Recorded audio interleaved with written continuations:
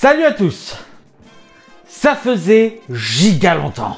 L'année dernière, je me suis lancé un défi.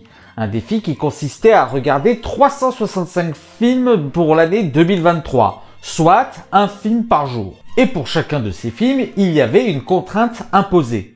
Un défi qui devait me permettre de renforcer ma culture cinématographique, de creuser ma cinéphilie, de sortir de ma zone de confort pour voir ce qui a été fait ailleurs en d'autres temps. Et autant vous dire, j'ai galéré, putain! Non, parce que je sais pas si vous vous rendez compte, mais 365 films pour une année, c'est hyper chronophage. Déjà que j'ai pas beaucoup de temps libre avec mon boulot d'ingénieur. Ouais, je suis ingénieur, ouais. Je devais sacrifier entre 2 et 3 heures de libre par jour pour ce putain de défi. Je ne suis quasiment plus allé à la salle de sport. Ouais, je sais, ça se voit. Haha. Je n'allais plus au cinéma, raison pour laquelle vous n'aurez pas de top flop des films sortis en 2023. Et je vous raconte pas les moments passés en famille.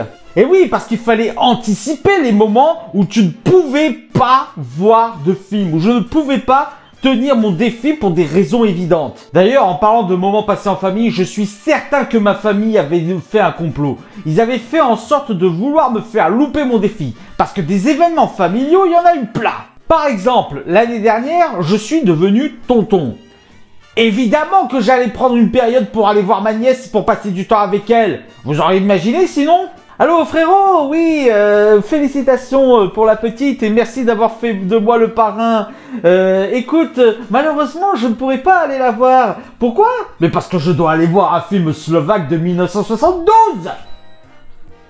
D'ailleurs, vous allez me trouver parano, mais je pense que ma famille n'était pas toute seule dans le coup. Je pense qu'il y a eu un complot pour me faire louper ce défi. Parce que je les ai enchaînés les galères. Par exemple, en termes professionnels, bon, en début d'année 2023, je bossais sur Paris et mon boulot était à une demi-heure de marche. Bon, je rentrais suffisamment tôt et comme j'étais loin de chez moi, j'avais rien d'autre à foutre que de regarder des films. Je pouvais m'enquiller 2-3 films dans la même soirée. Mais depuis mai, j'ai changé de boulot, j'ai changé de boîte, je bosse maintenant pas loin de chez moi, enfin pas loin, faut le dire vite, parce que tous les soirs, pour rentrer chez moi, je me tape à 1 à 2 heures d'embouteillage. Et vous allez me dire, oui mais Draghi, au moins tu n'as plus ta demi-heure de marche à faire. Eh ben si, je continue à l'avoir, parce que je ne suis simplement que prestataire, et là où je travaille, je peux pas me garer à l'intérieur du parking. Je dois donc me taper une demi-heure de marche tous les soirs, plus la 2 heures d'embouteillage pour rentrer chez moi. Ah mais je vous dis, hein, tout a été fait pour me retarder, tout a été fait pour tenter de me faire foirer. Même Scheisel, ce fourbe de Scheisel, ce fourbe d'Emmanuel Raton, lui aussi faisait partie du complot à m'inviter dans ses lives pour que je perde du temps. Mais qu'est-ce que tu racontes? C'est toi qui grattais à chaque fois pour venir dans ces lives parce que tu n'avais rien d'autre à foutre. Oui bon, c'est un détail. Et là, je ne parle que des galères de temps, mais imagine prendre tout le peu de temps libre qui m'en reste pour regarder des mauvais films. Il y a des soirées, je pouvais me taper jusqu'à 3 mauvais films d'affilée.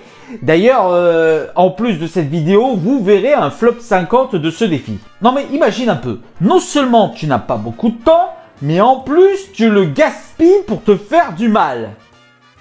Et c'est ainsi que j'ai découvert le masochisme. Même moi, j'étais contre mon défi. Même moi, je me suis auto-comploté la gueule. Parce que comme je suis con, je pouvais pas me contenter de 365 films facilement trouvables. Non, il fallait que je me pose des défis, évidemment.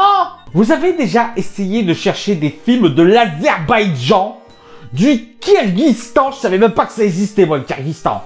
Vous avez déjà essayé de trouver des films du Sri Lanka? Du Yémen?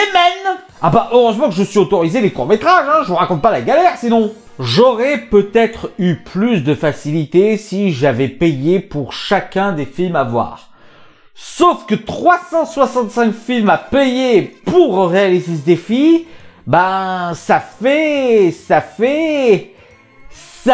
très mal au portefeuille. Bon.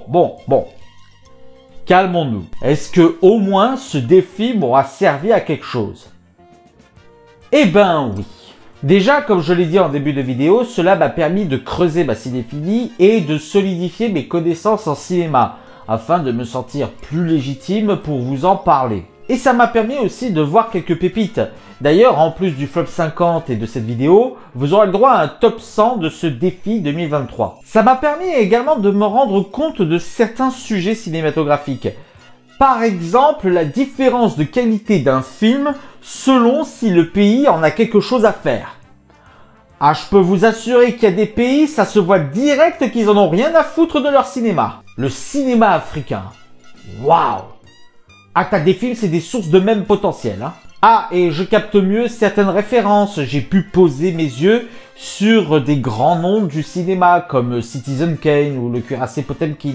Ça m'a permis de trouver et d'apprécier un cinéma auquel je me pensais totalement hermétique. Et du coup, ça m'a donné des idées de grosses vidéos, de grosses rétrospectives, ainsi qu'une idée d'émission que j'espère pouvoir vous proposer régulièrement. Bon, après, j'ai des tonnes de projets à côté à faire, alors on verra, hein.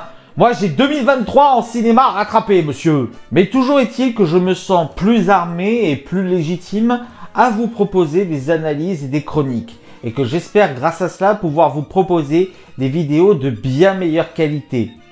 J'espère pouvoir continuer ce voyage du cinéphile avec vous. Car oui, le voyage du cinéphile, ça ne s'arrête jamais. En voyant 365 films l'année dernière, je n'ai fait que franchir le seuil. Le cinéma, c'est une maison qui se construit en permanence. Et le voyage, ça ne s'arrêtera jamais. Mais par contre, la suite du voyage, ça se fera avec vous. Bonne année 2024 et à bientôt sur le Draghi Show Reboot.